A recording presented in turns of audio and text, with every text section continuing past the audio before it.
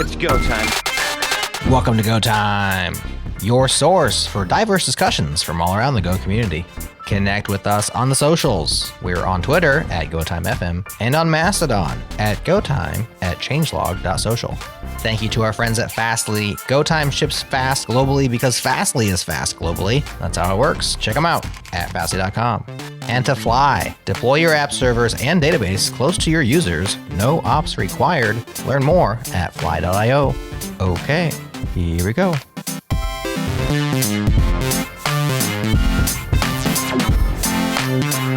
Hello and welcome to Go Time. Today we are going to be talking to tech lawyer Louis Via, who returns to Go Time to school us once again on the intellectual property concerns of software creation in the crazy days we live in. This time around, however, we're going to be focusing on the implications of large language models, code generation, and where this leaves us on the question of who owns our code. And on that note, I would like to introduce you to Louis, who is a programmer turned attorney. He's been involved in open source since college. He's worked at Mozilla, where he revised the Mozilla public license, Wikimedia Foundation, where he briefly led the community team. He's been a lawyer for Google, Amazon, and many small startups. And currently, he's the co-founder of Tidelift, which works to make open source better for everyone by paying maintainers. What a concept. Welcome to the podcast once again. Lovely to have you. I'm glad to be back. And we're happy to have you. Round two. As always, our conversation got far too interesting the first time round, so we had to do another one. Well, and it's all feels so new. It's funny. I mean, I think we knew this. When did we record the last one? Like October? Yeah. I gave a talk in early November, and I was looking at those slides in December. I gave a talk on machine learning and IP and open source in November, and I looked at the slides in December. And to my surprise, they were not embarrassing because it feels like the pace of change right now is so much that like even in a month, things can get out of date. So I was pleased that those are merely like mildly mistaken now. So. Well, excited to dive even deeper and hear about all the new thoughts that might have come on and the things that stay the same. Yeah. And to help us along in our little chit chat, got two people who are never getting out of date, never going to get old. Never going to give you up. Yeah, never gonna give you. Don't get me started. Chris, happy 2023. Hello. Happy New Year. Happy New Year. How are you? I'm doing excellent. It's a new year. We get to make all these resolutions and whatnot, hoping to change our lives.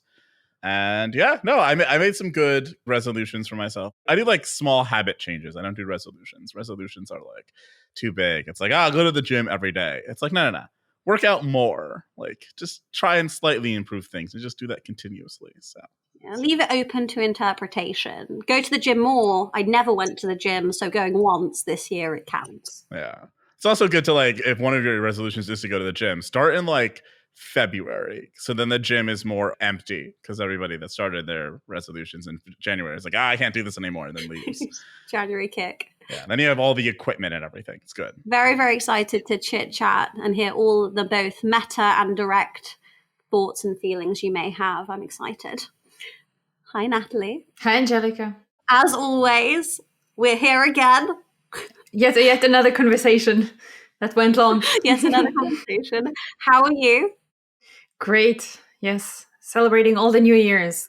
There's one more New Year to start this year, right? The Hebrew New Year already happened. The Georgian New Year, like Gregorian, yeah, that's what I wanted to say. Thank you. The Orthodox New Year, so just the Chinese New Year is coming up and we're good. Awesome. Well, excited to have this conversation.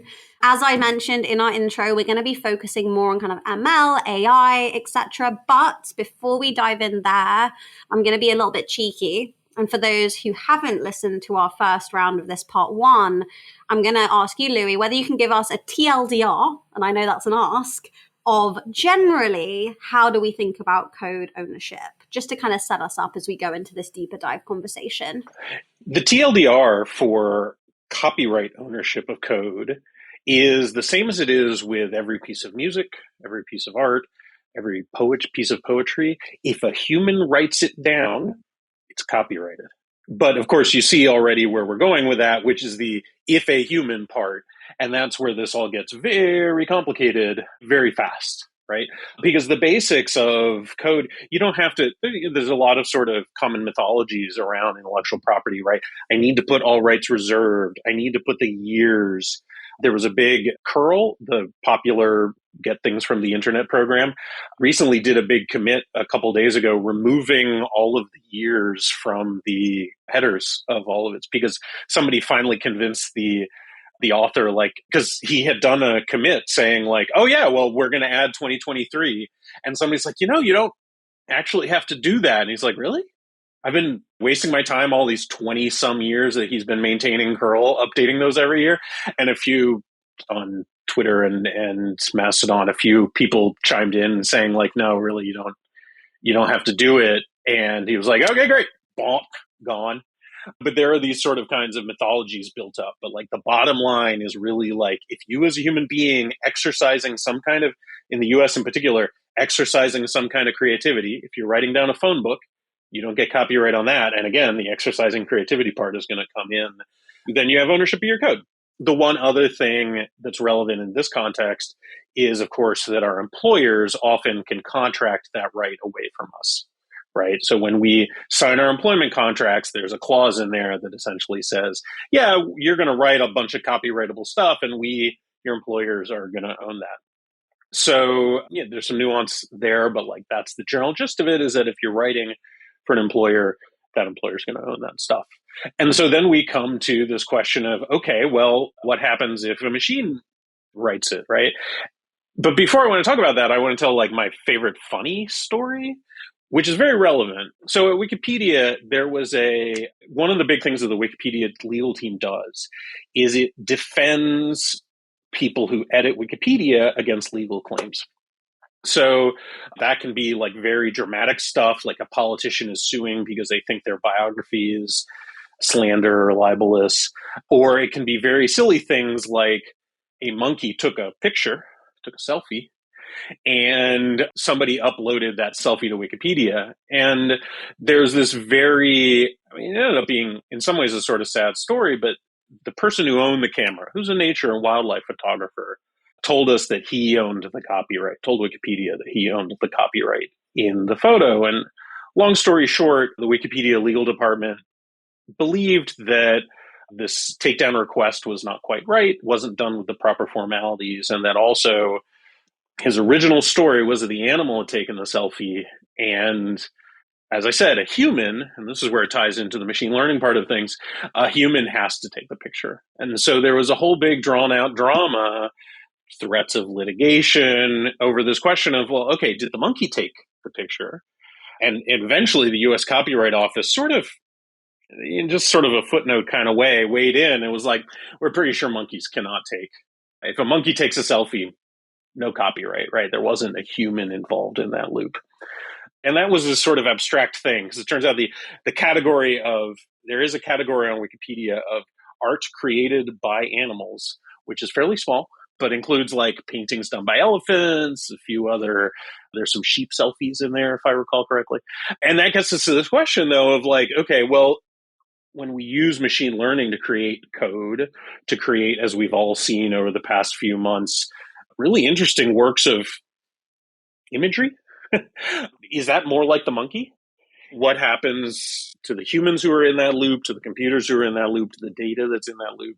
And it suddenly gets very complicated very fast. And I think in part of the challenge is that honestly, attorneys can understand the monkey stole the camera and pointed the say. As soon as you start talking to them about like, well, here's how we trained the model, like eyes start to glaze over and it gets very complicated very fast. So I don't know. Is that where we start today? Do we want to talk about like, how much are you assuming that it feels like every technologist has wanted to dig into machine learning. I don't know. How much have you three had time to do that? Not as much as I want to. I guess I've generally been not like anti-AI person, but I've always just been like, it's just fancy statistics.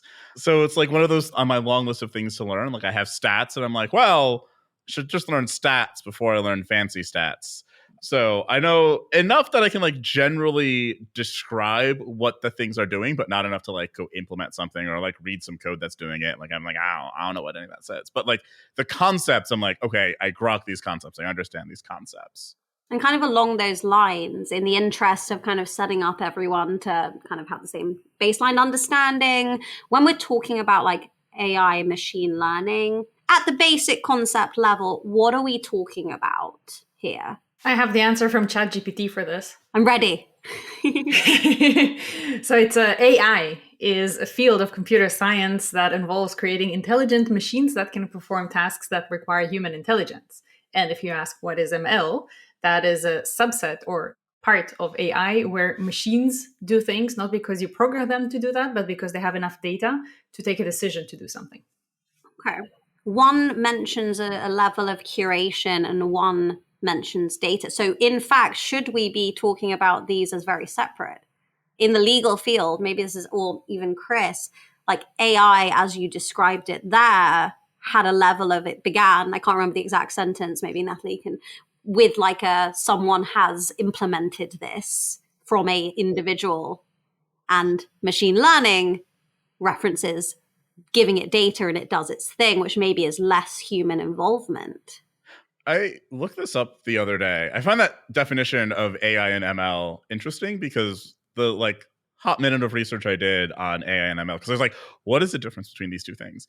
And the answer I kind of came back with is like AI is, as you said, this general type of like, we want computers to be intelligent.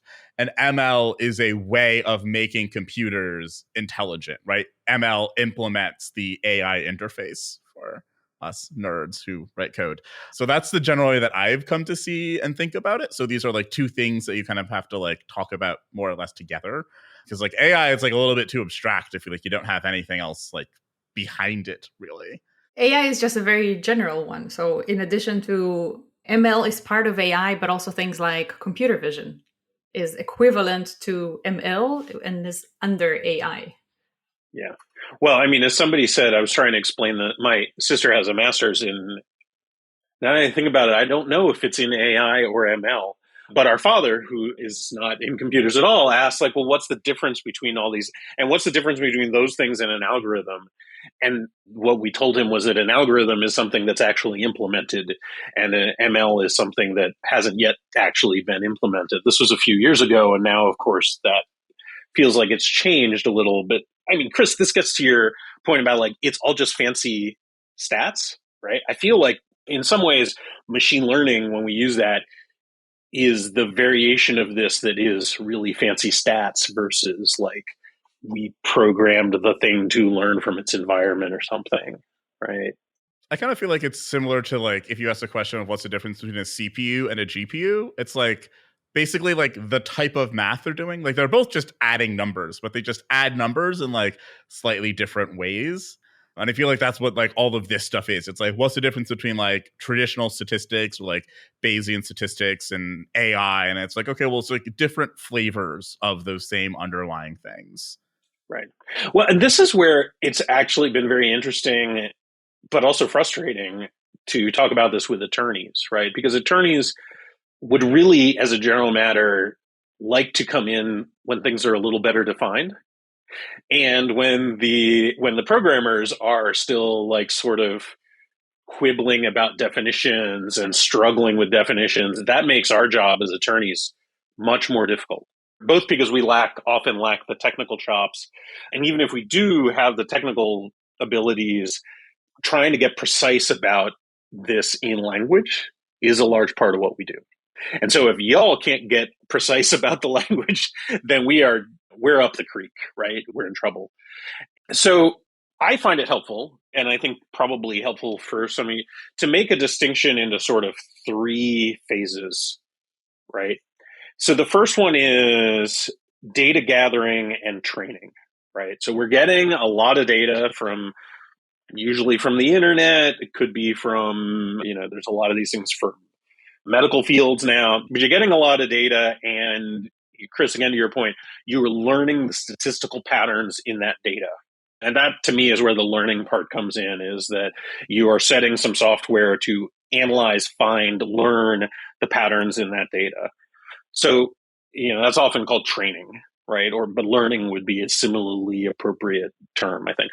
So what's the output of that training? The output of that training is the statistical model, right? It is literally the pile of numbers that constitute our statistical knowledge about these things, right? It's a n-dimensional graph of weights and blanking on the other term right now. But at the end of the day, it is numbers. And which, by the way, maybe we'll get into it later, maybe not. But copyright law tends to struggle with numbers, right? We tend to sort of assume that numbers are not creative, not protectable. They don't look like the things. Our intuitions as attorneys and as the people who wrote the statute and as the people who've been arguing about this for 100 years, right? Because we've been arguing about copyright in legal systems, in like modern legal systems for, depending on how you want to count, 300, 150 years. Pretty much all of that was about poetry, books, biography, music. So there's not much, like, we often argue about these things by analogy. And as you can guess, and as I think maybe we talked about in the last episode, the analogies are terrible. They're not very useful. And in part, in this area, one of the things that's not useful is that what you've actually got is this pile of numbers, right? So you've got the training, you've got data, and training is, by the way, an active thing, right? And then you've got the model, the output of the training. Then you use that model to create outputs. And so each of those three are sort of different from an intellectual property perspective, right? So you can't really say, a lot of people have said this on the internet, but it grates every time I see it. Something like machine learning is fair use, or machine learning is a copyright violation, right? Like, that's a category error. You can't say machine learning as a whole is a copyright problem. You have to say the training is a copyright problem, or the model is a copyright problem, or the outputs are a copyright problem, because each of those are potentially very different.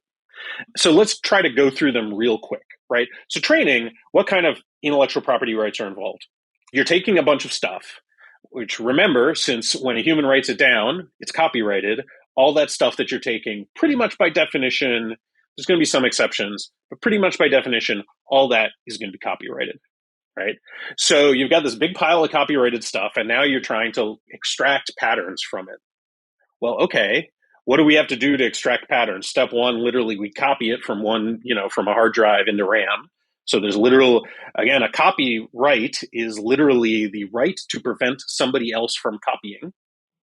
So you've got one copy there going from, and now you've got another copy into like your arrays that you're then doing all the magic GPU stuff, right? As you said, Chris, it's just addition, lots of it. And that's another set of copies. And then you're creating this model that is numbers, sort of, right? But the numbers represent some patterns that we learn from this other thing, right? Okay, so one thing that may or may not be true, right? Or a question that we can ask, that first step of copying, where we're doing the training, is that a copyright violation? So that's one question we can ask. Then the model. So the model contains all these numbers, but the numbers represent strings or patterns in imagery. Do those represent a copy, right? Or are they some sort of abstract thing? Because if it's a copy, then there's a copyright infringed. But if it's sort of like very abstract, it's not really related to the thing, okay, well then probably not. But that's an intelligible question we can ask. And then finally, we can look at the creation of the output. And we can say, like, oh, well, it turns out that the way we created this output, actually everything's like just so weird and out there that it's not a problem. Or like maybe we've trained a model that actually repeats itself an awful lot and, contains things that look an awful lot like some other copyrighted thing, right? So we can ask at each of those stages, has there been some... There's also, by the way, patents. We can talk about those a little bit separately. But so that's what we have to ask at each of those stages, right? And who does this, of course, may be separate, right? Like if I am using Copilot, I'm not doing training. So I'm not infringing by training. Microsoft did that, or OpenAI, or however they're... But if I'm outputting code, there's still that question about the output, right? Like it may be that the first stage is fine and the output stage is not. I just went through a lot there. So let me pause and hopefully it's fairly clear, but I'd love any questions or thoughts or anything from Slack. I have like a meta thought, like, because you brought up the whole like we can't copyright numbers thing, which always like reminds me of that. I don't know if it's famous, but the whole Intel thing of like the reason they renamed their line of processors to like Pentium, starting with the 5th generation, because they went to the courts and they were like, we would like to copyright like 586, and the courts were like, no, you can't copyright a number. Or maybe it was with the 486, and then someone tried to knock it off, and then they were like, you can't copyright a number. Sorry, like you can't, or trademark it. You can't do things with these numbers. So you just hit on the thing. This is one of these things where it's all complicated, right? And so actually the question there is trademark, right? So trademark is when you're using some set of numbers or colors, or even there's a few cases now about trademarking smells in commerce, right? You're using it to identify a brand. Right. So like, red shoe soles is a thing. I really want to say Louis Vuitton, but that's not it. It's I think it is Louis Vuitton. Yeah, maybe it's Vuitton. But that's a trademark, right? That is used to identify your product to the public. And so exactly that, Chris, I think it was 386s or 486s, where a court didn't say that it was impossible to trademark a number, but like there's a higher trademarks, the more creative they are, the less skeptical courts are, is the short and simple version of it, right? And a number obviously not very creative, it's like literally a part number. And, whereas Pentium, much more creative in that sort of weird sense of it's one word. This is why you get all these weird startups that don't call themselves a name that has anything to do with the thing they're doing, right? Partially because it's more memorable, but partially because the less it sounds like the thing, the easier it is to trademark. But that is a separate body of law. Like trademark is the one body of intellectual property law that's very pro the humans at the end of the process. Because the whole thing is that trademarks are supposed to not confuse you, right? So in fact, it's companies that bear a lot of the burden there. Sort of the other way around with copyright, right? Where it's supposed to prohibit you from ripping the company off. But yeah, there are layers here that are, and again, I mostly haven't touched on patents. I assume that all these AI companies are patenting things out the wazoo. But patents apply to processes, usually not to particular things, right? So you could patent, I'm simplifying a little bit here, there's some exceptions, but you can patent how you do training, right? So like if you created a new way to train a model more efficiently, more effectively, then you could patent that. And if you figured out a new way to do outputs from a model, the process of creating those outputs you could patent. But actually patenting the model itself, with some sort of edge cases, probably not patentable, right? Which gets to one of the recurring themes that we're going to have here, and this gets back to, Chris, what you were saying about numbers. A little unclear that the model actually is protectable by anything in modern intellectual property law. Like there's actually sort of an open question as to whether or not that thing is something that copyright law can fit into one of its boxes. Because that's the thing. Intellectual property law generally has boxes of things, right? Like patents are for processes that we invented. Well, that's a little bit of a simplification, but for our purposes, that'll do. Copyright is creative works that you created. Trademark is brands that you're using to sell a thing. If it doesn't fit into one of those boxes, and this has actually been a problem with databases, right? So like databases, I mentioned phone books. I think maybe I mentioned this in the last episode too. Under US copyright law, you can't copyright a phone book because the Supreme Court said there's no creativity there, right? The only creativity was you wanted to find the phone number of every person in town. Now, if you said the 100 most popular debutantes in town, right, like which is actually was a thing in New York in the late 1800s, like that list, because it involved creativity and judgment, that list you could get a copyright on. Now, if somebody else has a list of like my 100 and it's 95 of them are the same, it's going to be hard to protect, but at least in theory, you could protect that thing, right? And so databases, the European Union has a whole separate set of laws just for databases that they call the database right. And so in theory, databases are, in practice, turns out to have been not all that useful. But they invented 20 years ago, 25 years ago, they were like, you know what? We need to encourage more databases. So we're going to create a database right. So there it is in EU law. It turns out to be mostly unused, though we'll see if with machine learning, Maybe some people will say that the models are databases. I think that's going to be a little bit of a hard trick to pull off, but I'd be shocked if somebody doesn't at least try to protect models under European database rights. Which, by the way, quick, I think I touched on this last time around, but copyright law, global platform. And this is one of these where the analogies to programming actually works really well. Essentially, every country on Earth has signed what's called the Berne Convention, which makes the basic concepts of copyright are more or less the same globally. A lot of implementation details. As with any time you're creating an instance, you're implementing an API, the implementation details matter. But at the high level, copyright is the same globally. The US has no equivalent of the EU database law. The EU is regulating a lot right now on privacy, which bears on training, right? Like, what if you have private information in the model?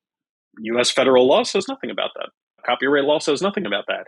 The European Union has very strong opinions on what happens if you accidentally encode private information, especially, say, like medical information in a model. So there's a whole other field of law. Like, I think one of the cool things about machine learning law, but the very frustrating thing for programmers asking us about opinions, because programmers just want to know, like, is this stuff legal? Can I use it?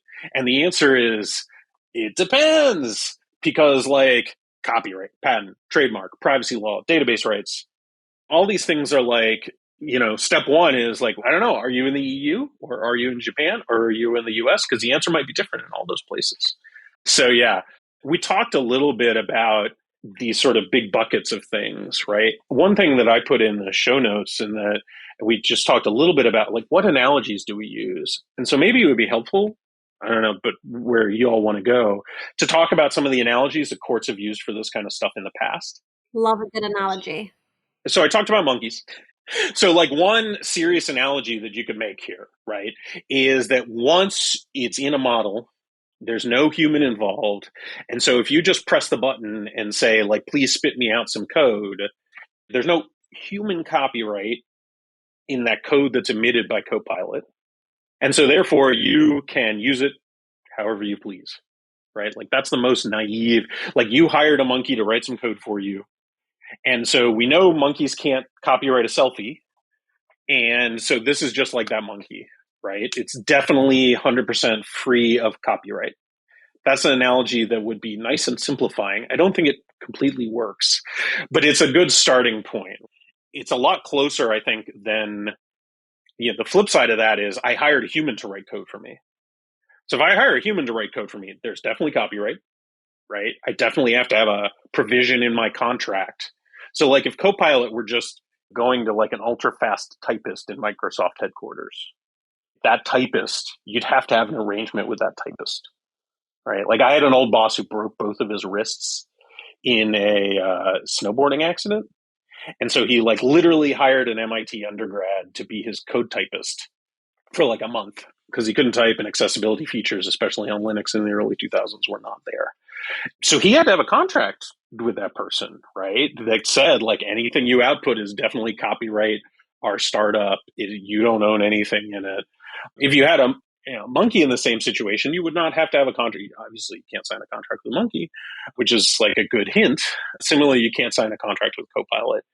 So, like, that's one analogy we could look at for the whole system.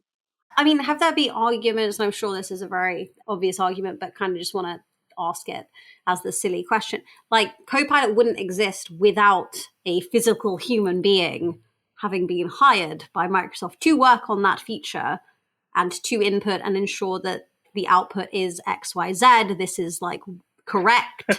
So I guess, like, you've got the three parts that you mentioned. You've got obviously training, model, outputs. We've established training as you need somebody to train it and ensure the output is accurate. But I feel like, going off the kind of monkey analogy, like, that monkey did something that, had they not done it, you would not have the end product. Therefore, in the kind of maybe Copilot analogy, had that initial engineer not trained effectively, you would not therefore have that end. So could you trace it back? Could an argument be made legally that you can trace that code back to a person who wrote it / also to Microsoft if contractually their code is owned by Microsoft? Or is it truly legally in these three buckets? I mean, yeah, so that's one thing, is all of this is TBD, okay. Right? I mean, there's like a little bit of Since we last talked, there is now a court case about Copilot. Okay. I don't want to talk about it too much because it's a little weird in a few ways. I don't want to over-focus on it. But the thing is that this is where it's really important to make sure we've, as you called out correctly, Angela, that there's three different things going on here, right? There's the training, there's the model, and there's the output. So those human employees at Microsoft who did that setup and that initial design of Copilot, that initial training of Copilot, there's probably some rights, or at least arguably, and this is where we get into the question of, well, it's just a pile of numbers, like in the model itself, right? Like if I printed out the model onto sheets of paper and then like photocopy them and start handing them out, Microsoft, having done that creative work to create that model, they will probably feel entitled, and probably correctly, I mean, though it's a complicated thing, to come after me for printing out the model. But activating the model is arguably a lot more like, I mean, they put a lot of work into creating MS-DOS, right? Or what, Windows 12, is that where we're at now? I've been a Linux and Mac user too long now. They put a lot of work into that, but they don't run around claiming like, well, the operating system helped you invoke VS Code, therefore we have some copyright in the thing, right? Like there's sort of a natural barrier there between the creation of the tool and the use of the tool.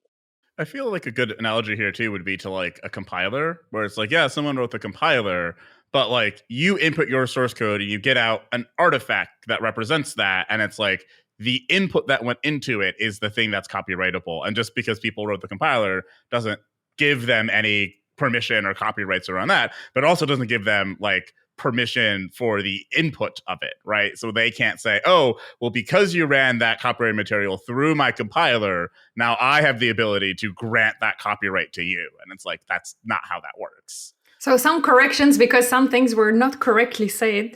It's a good time for me to remind that I am an OpenAI developer ambassador. So I like to focus on my small little details here. Microsoft is the owner of GitHub. GitHub is using the API of the model that was created by OpenAI that is called Codex. That is the underlying engine for Copilot. So actually, when you go to VS Code and you type something and you have the plugin on for Copilot, what actually happens is that there is a line of code from GitHub, which belongs to Microsoft. I don't know the separation of the entities. You know definitely better. So they have the API that they're using. That part of the API that they're using it has something from me that I wrote, right, in VS Code. It has a part that they added, which is called the prompt, which is something along the lines of, this is what she wrote so far. What do you think she wants to do? Can you complete? So this is their own personal, just GitHub, not OpenAI, not Microsoft. And then this is pinging the endpoint of Codex. That is an engine that belongs to OpenAI, but it runs on the Microsoft Azure cloud. So there's actually all sorts of steps in between to make it even more complicated, but it's not a Microsoft thing. And the hot rumor is that Microsoft is buying 49% of OpenAI, like sometime this week. Either yes or no, but OpenAI is actually capped profit. So they have an interesting structure that the labs belong to that company that is capped profit. So once they hit the 30x, what happens? The rest of the money goes up to the NGO. Yeah, there's a whole complicated discussion around, and actually, I mean, one of the things that we have to talk about here is this question that I didn't mean to back into quite yet, but something to signpost for the viewers in, oh my goodness, we are flying, is this question of what does it mean to be open in this space, right? Because we don't really know what the rights are and we don't know what power is in this space. We're learning a lot on the fly. And so you'll see a lot of stuff labeled open in the space. And I don't mean this specific to OpenAI, Natalie, because there's like a lot of folks using open very loosely in this space. Some of your listeners may or may not know the Open Source Initiative for a long time has defined what open source means in software. There's a lot of, again, nuance there, but there is a list of like, these are the open source licenses, and there's a list of criteria. Like open source licenses have to meet certain criteria, amongst others of which is everybody's got to be able to use it for anything. You can't use this for nuclear weapons, or you can't use this for human rights violations. If you slap that kind of restriction on it, it's no longer open source as defined by the Open Source Initiative. there's a whole lot of AI stuff that has exactly that kind of language in it. No human rights violation, no harassment, and are calling themselves open anyway. And the gray area there is a really interesting one, and it's one that I've been exploring a lot. I have a newsletter called openml.fyi that is hasn't published yet this year, but hopefully this afternoon for the first time this year, where I'm exploring exactly these questions of what does it mean to be open and open source, where, Chris, to get back to your example, because I do want to get this back on track a little bit, the compiler, right? We have a very certain assumption. Open source is based on some assumptions of there's source code, there's a compiler, there's an executable, and those assumptions don't hold true in the same way, right? Like there is no source code for a model per se, right? Like there's the data set, there's like the way you trained the data set into the model, but that's not the same as source code from a perspective of, the data set may be literally too big to download. It may be impossible for you to do on commodity hardware enough training. It may be illegal for you to download because that data set may include private information, contractually restricted information. So what does it mean to be open when you can't reconstruct the whole thing from one end to the other is a really interesting one, and one that I don't think we have I think a lot of the assumptions that the industry has been built on, right? Everybody who uses Go, Chris, to your point about the compiler and about the programming language, that's the other part of this, right? Like, Chris, if you've got a compiler, you assume that you can just use the outputs of the compiler, right? Well, same thing with the programming language, right? Every standard library of every major programming language out there is under a super permissive license, because you do actually, the one sort of exception to what you're saying, Chris, about like, oh, well, the compiler just spits out a thing at the end, and a lot of compilers in a lot of languages, depends on the language, the technology, et cetera, right, will compile in part of the standard library into your executable. And so, in fact, if the standard library has some kind of like use restriction on it, that's a problem. Now, of course, as a practical matter, nobody does that with our languages, because that would be shooting your language in the foot if you had a clause like that, right? So everybody says, yeah, sure, use the standard library however you want.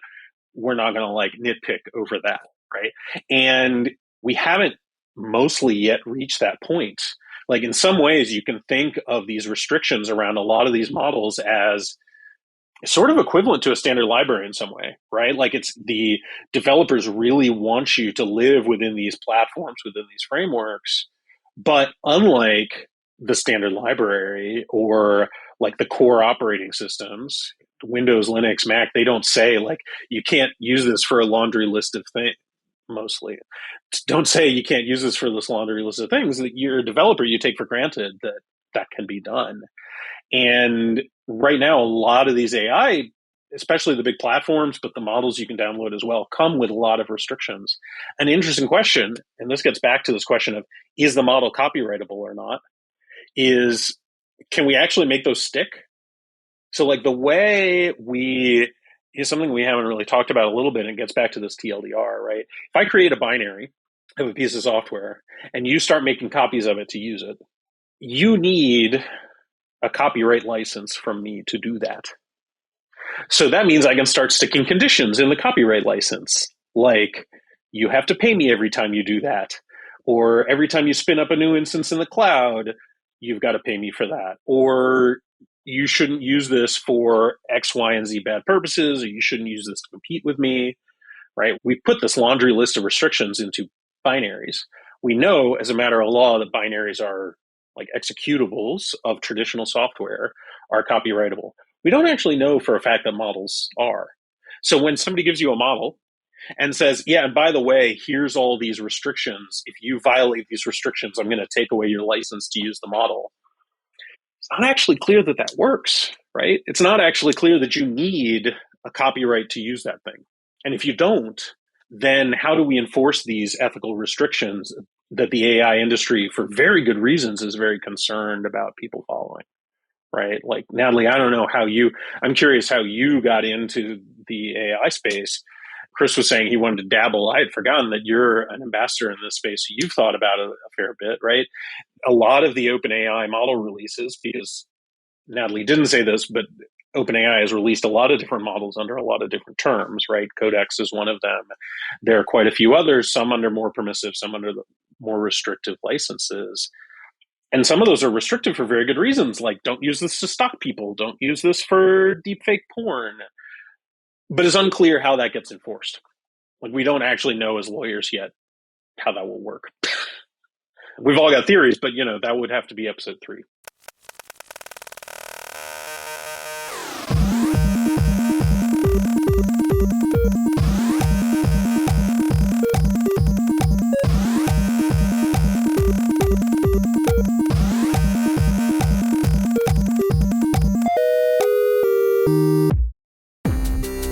The Changelog is deep discussions in and around the world of software, and it's been going for over a decade. We interview hackers like Chris Anderson from 3D Robotics.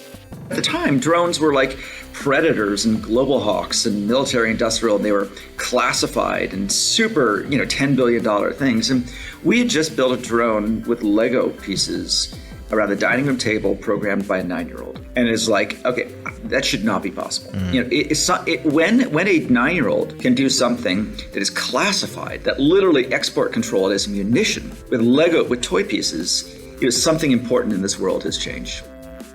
Leaders like Devin Zugel from GitHub. In the 10 to 15 year range or 20 year range, what I would really like is for, if you have 3 12-year-olds hanging out and one of them's like, I want to be a firefighter. Another one's like, I want to be a lawyer. I want one of them to say, I want to be an open source developer. And innovators like Amel Hussein. I've yet to kind of see applications at scale that don't use multiple languages, that don't have just arcane stories behind why this weirdo thing exists, all right, when you open this file, you're going to have to turn around 3 times and tap your nose once. It's just the most hilarious stories, But applications are living, breathing. They have craft. That's normal. So I want to normalize weirdness because that's just how applications evolve over time. Welcome to the Changelog. Please listen to an episode from our catalog that interests you and subscribe today. We'd love to have you with us. I would love to hear, Natalie, how you got into this space and what your perception here is from the other side, i.e. as an ambassador. Are there mumblings in the space that you've had? I don't understand the question. You got into this space as an ambassador, as someone who works in, OpenAI. When you're thinking about... I don't work in OpenAI.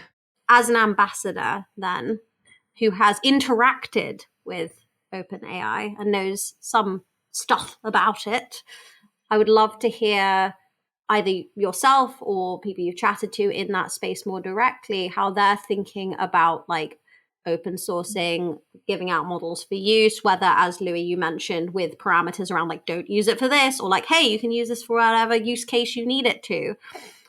Have you heard of any opinions on, or do you have any information on how they make those decisions? The answer can be no. I think that's just a really interesting, I'd love to be in the room when they're thinking about we've got this new cool model. Should we put some restraints on it? Should we give any PSA, don't use this for X, Y, Z? Yes, that's many questions, definitely. So what I do there is I volunteer there, you can say. I'm a developer ambassador, which means that people who get access to that, it was more relevant to the time that it was rolling access to that, to GPT-3 and then to DALL-E and so on. Then people would come to my office hours and just ask me questions, mostly technical questions, but sometimes also, can I do that? Or think about things with me. So I mostly interact with the users. Mm-hmm. So there's all sorts of restrictions on place. For example, when DALL-E just started being public, you could not put all sorts of words in there. And then came the other side of this entire thing when Midjourney came out, and then you could write anything. And then it obviously ended up in weird parts of the internet, as it tends to be when you have free access to everything. So I think this is kind of two edges to that, and the balance will be somewhere in between. One way of enforcing now good usage, it's a very wide definition, is that you always have to go through a review if you use OpenAI in production. So if you use it for fun, use it for fun. If you want to actually use that, you have to get like a PR as we know it from our world of context, but actually somebody from OpenAI will go through your plan of what are you going to do with that in production, how is it going to be reasonably safe, and so on. So this is how it's happening right now. How will it be in the future? That's a great question. Another interesting question of what is now versus what is later is something that has been surfacing on, Hacker News, Reddit, and so on. So there's a professor that is called Scott Aronson, I want to say. He came to OpenAI for a year of research. So he's now in the middle of it. And he's driving the concept or the idea of watermarking output of text. We know watermark from images. If you go to stock images, you pay money and then you don't get that watermark. And then they have the idea of, or some people in the team have the idea of doing that for text. And there's discussion, yes or no, good or bad, and so on. And it's also interesting to do that for code, but it's a lot harder. And I think this is where one of the things that I'm super interested in, openness. Mm-hmm. Original open source, it was in some sense just an IP law thing, right? Like it was just a copyright license, but it redistributed power in the industry, right? It made it possible for a small startup like Google, because their original plans were like, well, we're going to need, in order to do this, we're going to need tens of thousands of machines. Of course, now it's tens of millions or whatever, right? But at the time, the idea that you could license 10,000 operating systems, again, to this question of copyright licensing, from, at the time, your options were Sun or Microsoft, right? That would have been implausible, right? It just would have been too costly to create Google. And open source allowed new competitors to come in. And we've seen this in a variety of different spaces, right? It tends to, I won't say it ends control, because obviously we've ended up in a world where there's a small number, again, of controlling. They're just using different tools to control the industry. So where are we going to be at that? Because Natalie mentioned Codex. There's a project called BigCode, which is an open-ish. You can join the Slack. You can download the models. You can discuss their ethical restrictions. And that is all being done in the open, right? It's not inside any one company. There are some corporate sponsors to buy GPU time, but it is going to be a research-oriented alternative to Codex. But if that's out there in the open, or what I've been calling open-ish in my newsletter, because it's open with some restrictions, are they huge restrictions, small restrictions? We don't really know yet. OpenAI is going to be doing this very good, I think, very interesting work on things like fingerprinting. Like you say, if you want to deploy in production, OpenAI is going to challenge you on the safety of your usage. Okay, well, but once it's out there, if somebody else is doing an open-ish competitor, what's the infrastructure for? And this gets again to these other layers. I think if your listeners take away any one thing from this talk, right, it's that for a long time, we used intellectual property licenses to govern the ethics of our software. That was weird and probably not very good. And we should stop doing that as the first line of defense, right? Because there's just too many other tools of government regulation. Natalie's example of a platform regulating what's being used, codes of conduct. This 25-year period where intellectual property was the hook that we did all of our ethical regulation through was a very weird period. And it was very lucrative for me as an intellectual property lawyer, but probably not the right thing for the industry, right? So again, for your listeners, if there's any one thing to take away from this, it's that if somebody says, hey, we should use an IP license to make human beings behave better, your instinctive reaction should not be, oh, hey, that's what the free software people did. Your instinctive reaction should be, if that's the only tool we've got, then yeah, maybe. But it's almost never the only tool we've got. There's so many other layers of regulation now that we can use to try to govern how we work together that are probably better suited for it. Because IP is just, like I said, to get back to this, we don't even know. Right. And we haven't even gotten into some of the weird side corners. I don't know how much time we've got left, but yeah. So I've been thinking about something, and it's related to this whole Copilot or really any model that writes code for you. And it feels like there's kind of this spectrum of things when it comes to writing code, where it's fundamentally all of us write code based on code that we've seen before. But we learn the code, learn the syntax, learn algorithms, learn all of that, and then we can use our own creative ability to write something. And then there's kind of the other end of it where you can just copy and paste something else that you found and go use that. And the thing I've kind of been thinking about is like, where is the line in that gray space when it tips to one side or the other, right? Like if I copy the whole thing and then modify it a bunch, is that like, how much does that amount to like, okay, this is a new derivative thing that doesn't have the old copyright thing? Because once again, like you're reading code, you're absorbing code from tons of other different places. Like our minds are doing the things that the models do at the end of the day. Like our brain is a model in and of itself. So it's like we're producing stuff that would be said, okay, this is your copyright because you wrote it, but it's based on everybody else's work. So where's like where does that derivative line exist? And like what actions are required to make it happen? Because obviously, like if I copy and paste some code from one place to another place, I don't get the copyright to that code because I've just copied it, right? I didn't create a new derivative work. But if I like retype all of that code and change some things along as I'm retyping it, like is that still a derivative work? If I'm not looking at it, does that make it less of a derivative work than if I am looking at it? Like, it feels like this whole space is like super murky. And I feel like the answer is like, we haven't really found an answer to any of this. So one, absolutely correct. We haven't found an answer, or we've sort of found several answers and none of them are great, right? Because it's going to depend on things like, well, so one analogy, we sort of got off the analogies track, but one analogy here is Google Book Search, where they said up front, we are copying all the world's books. But we did a lot on the backside, right, on the user interface to make it really hard for people to get more than a fraction of the book out at any one time, right? And we created a whole lot of new value by making all these books searchable. So a court looked at that and was like, well, yeah, all that copying, very bad, but all the value that was created and the reasonable steps taken to protect it means that it's what lawyers literally call a balancing test, right? The court was sort of like, eh. So that's one analogy, right? And in that case, as long as the Copilot folks are taking like good faith steps, Copilot at least is going to be protected. Maybe if you're copying a section of a book out of Google Book Search or a copy of code out of Copilot, you might be in trouble. But Microsoft and OpenAI will probably be okay, right? Because it might be like Google Book Search to a court. But there's a case in front of the Supreme Court right now about Andy Warhol. And there's some cases in California, but federal courts, about the song Blurred Lines. And where like only a handful of notes in the Blurred Lines case was enough to make that song a copyright infringement. Now, a lot of IP attorneys are like horrified by that outcome because it's like so small. And to a certain extent, the judge was like, you know what? It just has the same vibe. And IP lawyers are like, but you can't copyright vibe. And the judge was like, yeah, I can. Watch me do it.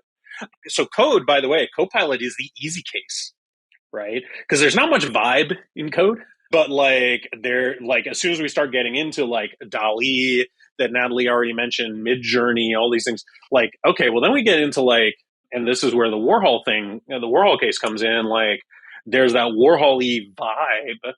Is that protectable? Is that like, and I should say the Warhol case is not about Warhol's vibe. Warhol in this case is the copier, not the person being copied. But the same kinds of questions like are just going to keep popping up. And we don't know, Chris, we don't know yet where these lines are going to be. And again, the outcomes are going to be different for the company that makes the model and the person who uses the model. So the one thing that I've told people consistently is I think that GitHub is probably actually safe here. I don't think running Copilot is itself an infringement. I think it's a lot like Google Book Search. Using Copilot 99% of the time is going to be fine.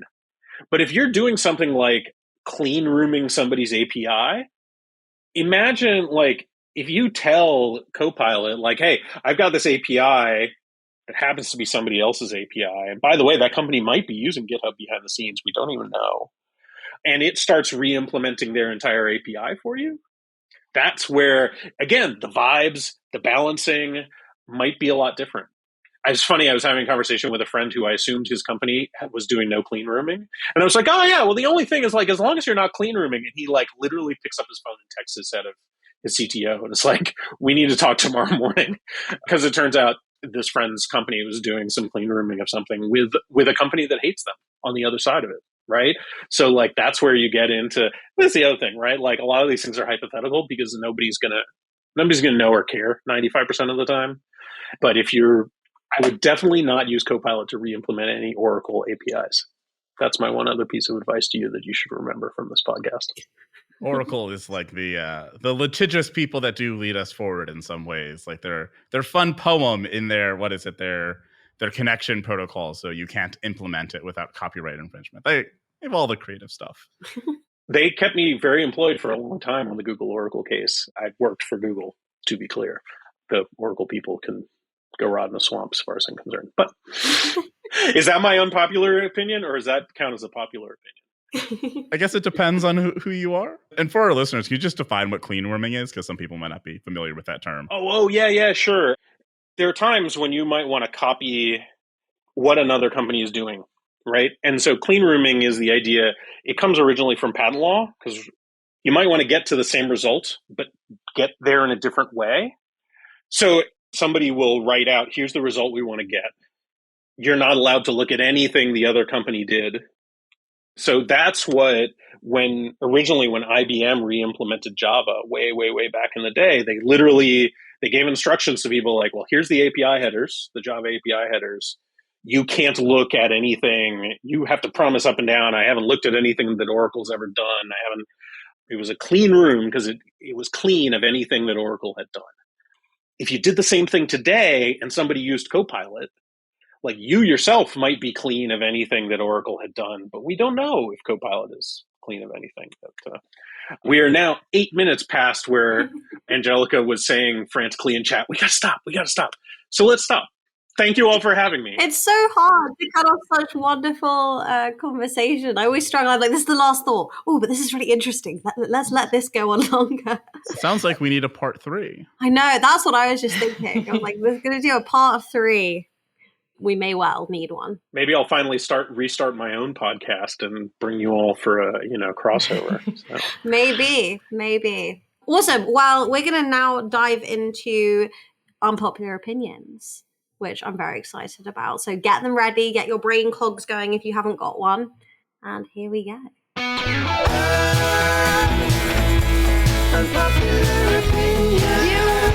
actually think you should probably leave.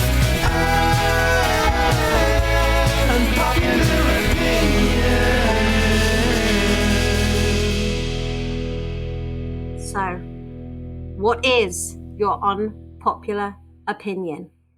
Lewis, over to you. Super hot take. Blockchain was good because it took everybody's attention away from ML for several years so that people could actually get some stuff done before the buckets of money sloshed in. And now that people have realized that blockchain is actually all terrible, the buckets of money are sloshing into ML. And that's it's good and bad, right? It can be, it's great in some ways, but it can be distracting in others. So I'm sort of actually glad that blockchain took that energy for a few years. Responses? Do we think that's popular, unpopular? I mean, I hesitate with anything that's blockchain is good, but I told you it was a good hot take. I mean, in general, it feels like that's we were able to go do some good stuff because we kept the boatloads of money and all the bad stuff that comes with it away from this space for a bit. I can get on board with that. Blockchain and crypto in general, though, I'm just kind of Let me mint that.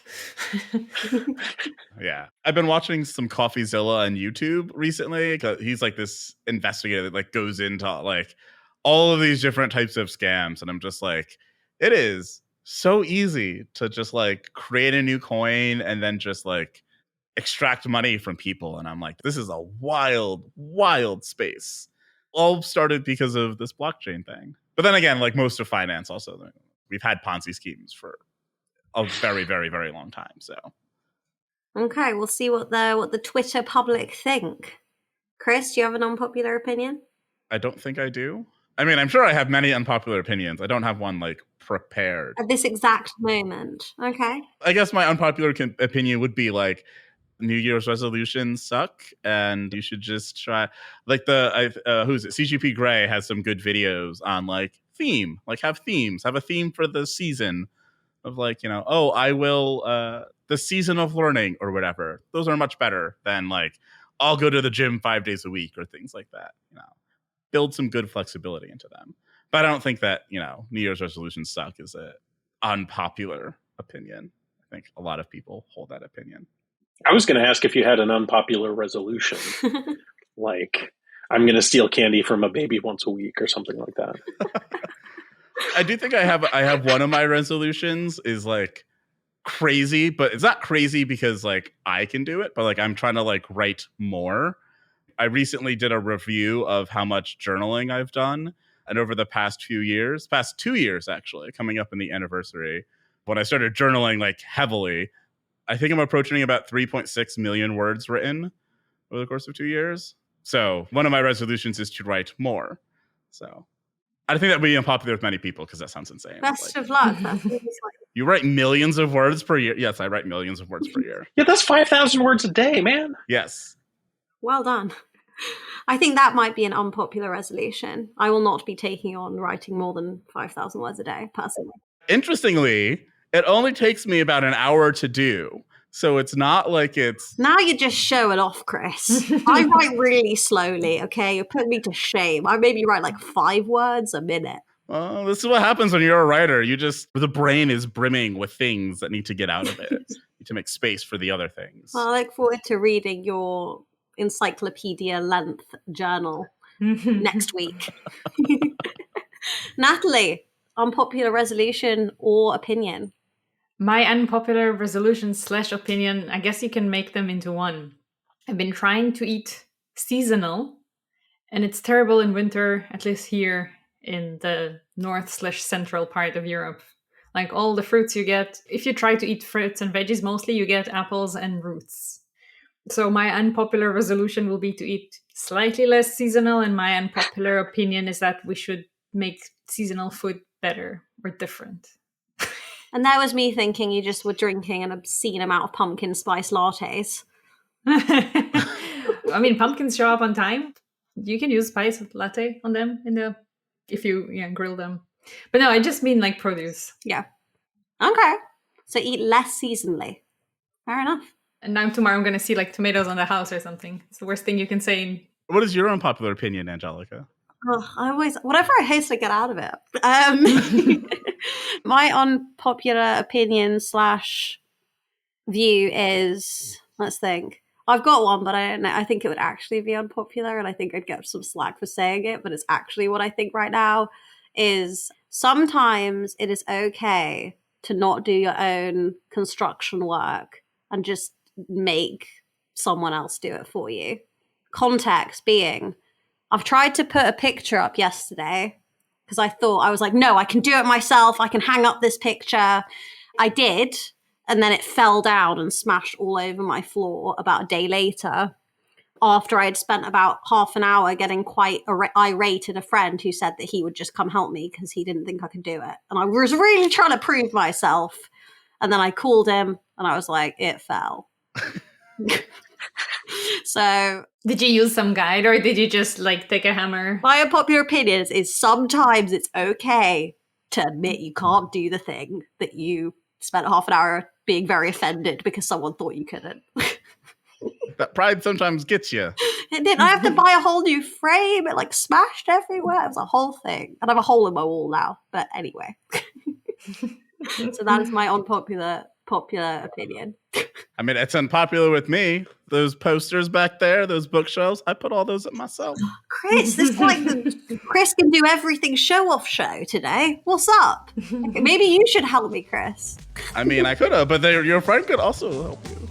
I might be hitting you up after this. Someone else can do it for me is the basis of open source. So, I think it's okay. Can trust you to bring it all together for us, Louis. Thank you so much. Well, have a wonderful rest of your days. Thank you, listeners. And that's it, unfortunately. Bye. Bye.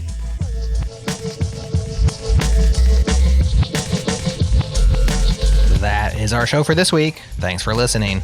If you missed part 1 of this conversation, scroll back in the feed to October of 2022 and give it a listen. That's episode number 252. I'll also link it in the chapter data for easy click-ins. Oh, and if your podcast app doesn't support chapters, maybe it's time for an upgrade. If you get value from GoTime, return some value with a Changelog++ membership. As a bonus, you can ditch the ads, get closer to the metal with bonuses and extended episodes and more. Check it out at changelog.com/++. Thanks once again to our partners Fastly and Fly for helping us bring Go Time to you. Check them out at fastly.com and fly.io. And thank you to our mysterious friend, Breakmaster Cylinder, for supplying us with the best beats in the business. Next time on Go Time, Natalie is joined by Ole Bulbuk and Sandor Sooks to discuss long-term code maintenance. Stay tuned for that. We'll have it ready for you next week.